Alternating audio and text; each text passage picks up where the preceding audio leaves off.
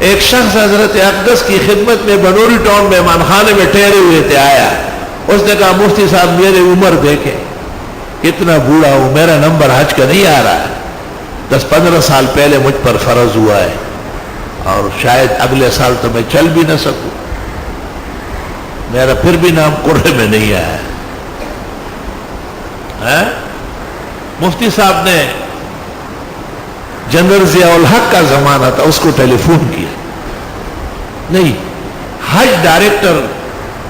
یہاں ہمارے بزرگ تھے، ان کے بھائی تھے اعجاز بیگ یا ارشاد بیگ تھا، بیگ صاحب کے بڑے بھائی، ان کو کہا کہ بھائی یہ ایک بزرگ آدمی ہے اور بالکل عمر رسیدہ ہے اور آپ ان کو بھیج دیں اپنے خاص کوٹے میں، خرچہ تو یہ خود کر رہا ہے، میری وجہ سے آپ ان کا حج منظور کریں۔ یہ افسران جو ہوتے ہیں 2 قسم کے ہوتے ہیں، ایک بہت اولیاء اللہ اور دوسرے وہ جو بہت شیطان قسم کے ہوتے ہیں۔ تو اس نے بات ادھر ادھر کی کا سیٹ نہیں ہے، یہ ہے وہ ہے، میں ضرور بھیجوں گا، آپ کا احترام ہمارا فرض ہے۔ مفتی صاحب نے فوراً آپریشن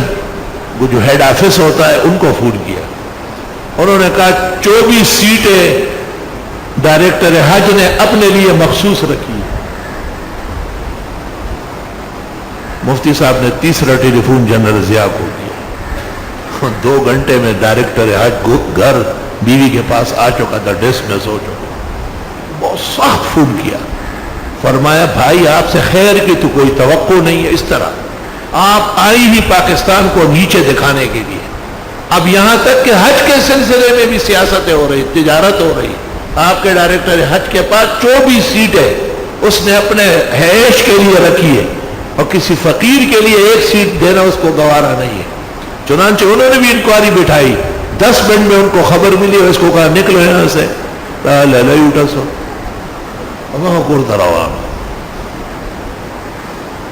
میں نے اس سے سبق حاصل کیا کہ یہ مفتی صرف فتویٰ میں نہیں ہے، یہ حدیث میں صرف امام نہیں، نہ تفسیر کا مفسر شہیر ہے، یہ حسنات اور آخرت کی فکر کا بھی امام ہے۔ اللہ تعالی ہمیں نیکیوں کی مہربانی نصیب فرمائے۔